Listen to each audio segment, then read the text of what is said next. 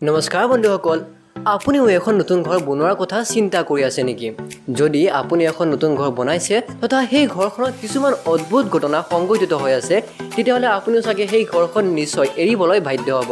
আশা কৰোঁ আপোনালোকৰ লগত কেতিয়াও এনেকুৱা ঘটনা সংঘটিত নহয়। কিন্তু বন্ধুসকল, পৃথিৱীৰ প্ৰায়ভাগ মানুহৰ লগত এনেকুৱা কিছুমান ঘটনা সংঘটিত হয় যাৰ ফলত তেওঁলোকে নিজা ঘৰ এৰিবলৈ বাধ্য হয়। যদি আপোনালোকৰ তাত বহুতো পইচা আছে, তেতিয়াহ'লে আপুনিও এনেকুৱা ধৰণৰ ঘৰ কিনিব পাৰে যিবোৰ ঘৰ পৃথিৱীৰ লাক্সাৰিয়াছ ঘৰৰ ভিতৰত অন্যতম। কিন্তু আজিলৈ সেই ঘৰবোৰ এনেই পৰি আছে। তেন্তে বন্ধুসকল, মই চুহে বাৰু আপুনি চাই আছে জানক ইউটিউব চেনেল। ভিডিঅ'টি আৰম্ভ কৰাৰ আগত নিশ্চয় চেনেলটি ছাবস্ক্ৰাইব কৰি ল'ব। Number 5, Michael Jackson house.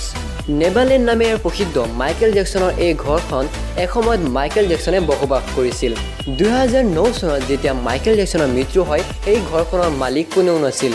Michael জেকচনে তেওঁৰ মৃত্যুৰ আগতে সেই ঘৰখন বিক্ৰী কৰিবলৈ সক্ষম হোৱা নাছিল, যাৰ ফলত তেওঁৰ মৃত্যুৰ পিছত এই ঘৰখনৰ মালিক কোনেও নহ'ল। কিন্তু পিছলৈ চৰকাৰে এই ঘৰখন বিক্ৰী কৰিবলৈ ওলালে। চৰকাৰে এই ঘৰখনৰ মূল্য ৰাখিলে $100 মিলিয়ন।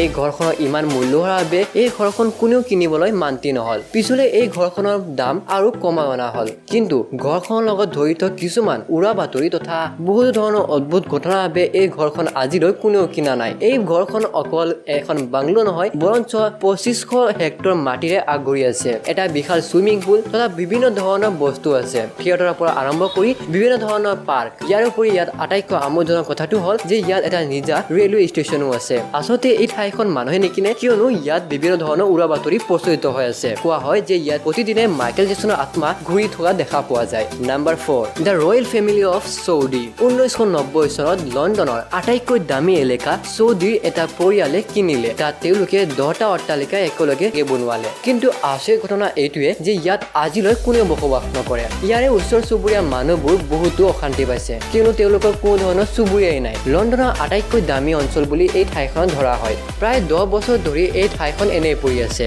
এই ঠাইখনত 10টা অট্টালিকা আছে। প্ৰতিটো অট্টালিকাৰ ভিতৰত বিভিন্ন ধৰণৰ ফাৰ্নিচাৰ তথা মূল্যৱান বস্তু আছে। কিন্তু 10 বছৰ ধৰি এইবোৰ নোচোৱাৰ বাবে বিভিন্ন ধৰণৰ ফাৰ্নিচাৰবোৰ পচি গৈছে। লগতে মূল্যৱান চিত্ৰ তথা বস্তুবোৰ জহি নাশ হৈছে। ইয়াৰ উপৰি ইয়াৰে দেৱালবোৰ ফুটা হ'বলৈ ধৰিছে। তথাপিও ইয়াৰে মালিকে এই ঠাইখন চাবলৈ অহা নাই। কিন্তু মালিকে এই ঠাইখন বিক্ৰীও নকৰে। লণ্ডন চৰকাৰে এই ঠাইখনৰ টেক্স বহুত বেছি ভৰাই দিছে, যাৰ ফলত এই ঠাইখনৰ মালিকে এই ঠাইখনলৈ আহি খা খবৰ লয়। তথাপিও এই ঠাইখনৰ মালিকে এই টেক্সবোৰ ভৰিবলৈ মান্তি হৈছে। কিন্তু তেওঁলোকে কৈছে যে তেওঁলোকে ইয়ালৈ নাহে, বৰঞ্চ পিছলৈ পাৰিলে আহিব।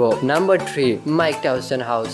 বিশ্ববিখ্যাত বক্সাৰ মাইক টাইছনৰ বিষয়েও চাগে আপোনালোকে সকলোৱে গম পায়। মাইক টাইছন আছিল এসময়ৰ বিখ্যাত বক্সাৰ। 2013 চনত তেওঁৰ মৃত্যু হোৱাৰ আগে আগে তেওঁ নিজা ঘৰখন এজন ব্যৱসায়ীৰ হাতত বিক্ৰী কৰিলে। প্ৰায় $13.9 মিলিয়ন তেওঁ এই নিজা ঘৰখন বিক্ৰী কৰিলে। 13,000 স্কোৱাৰ ফিটত থকা তেওঁৰ এই বাৰীখনত বিভিন্ন ধৰণৰ বস্তু আছে। নম্বৰ 2, ফাৰ্লিন মৰেন। ফাৰ্লিন মৰেন আছিল এসময়ৰ এজনী বিখ্যাত অভিনেত্ৰী। এইবোৰ চিনেমা চাগে আপোনালোকে নিশ্চয় চাইছে। যদি চোৱা নাই তেতিয়াহ'লে আপোনালোকে চাবও পাৰে, কিয়নো এও আছিল বিশ্ববিখ্যাত এজনী অভিনেত্ৰী। 1960 চনত যেতিয়া এওঁৰ মৃত্যু হ'ল, তেতিয়া তেওঁ নিজৰ ঘৰখন বিক্ৰী কৰিব নোৱাৰিলে। তেওঁৰ মৃত্যুৰ আগে আগে বহুতো মানুহক এই ঠাইখন দেখুৱালে তথা বিক্ৰী কৰিবলৈ বিচাৰিলে, কিন্তু তেওঁ কোনো ধৰণৰ বিক্ৰেতাই নাপালে আৰু পিছলৈ এই ঘৰখনৰ মালিক কোনেও নহ'ল। মৃত্যু হোৱাৰ পিছত এই ঠাইখন নিলামত ৰখা হ'ল, কিন্তু এই ঠাইখন কোনেও কিনিবলৈ মান্তি নহ'ল, কিয়নো তাত কিছুমান ভৌতিক ঘটনা সংঘটিত হৈ থাকে, যাৰ ফলত এই ঠাইখন বহুতে ভয়ো কৰে। আৰু সেইবাবে এই ঠাইখন 1960 চনৰ পৰা এতিয়ালৈকে এনে পৰি আছে। ঠাইখন বাহিৰৰ পৰা দেখিবলৈ অলপ বেয়া, কিন্তু যদি আপোনালোকে ঘৰৰ ভিতৰত সোমায় তেতিয়াহ'লে আজিও আপোনালোকে সেই ঠাইখনত আগৰ দৰে নতুন চকচকীয়া দেখিবলৈ পাব।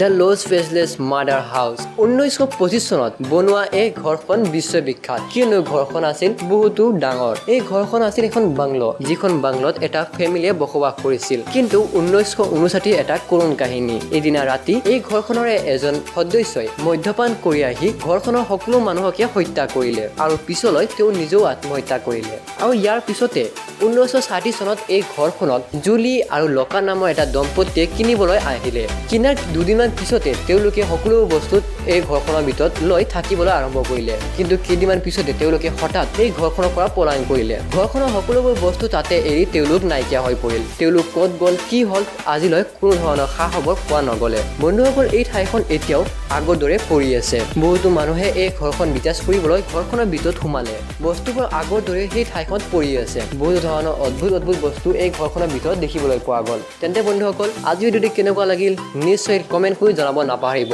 ভাল লাগিলে লাইক কৰিব আৰু আপোনাৰ বন্ধুৰ লগত এই ভিডিঅ'টো শ্বেয়াৰ কৰি তেওঁলোককো অলপ আমোদ দিবলৈ নাপাহৰিব আৰু এনেকুৱা ধৰণৰ ইণ্টাৰেষ্টিং ভিডিঅ' আগলৈ চাবলৈ আশা কৰোঁ আমাৰ চেনেলটো ছাবস্ক্ৰাইব কৰি লগতে ঘণ্টা বাটনটো দবাই দিব যাৰ ফলত আমাৰ চেনেলটো অলপ গ্ৰ' হয় চ' আজি ইমানখিনিয়ে লগ ধৰিম নেক্সট ভিডিঅ'ত ধন্যবাদ জয় আই অসম জয় ভাৰত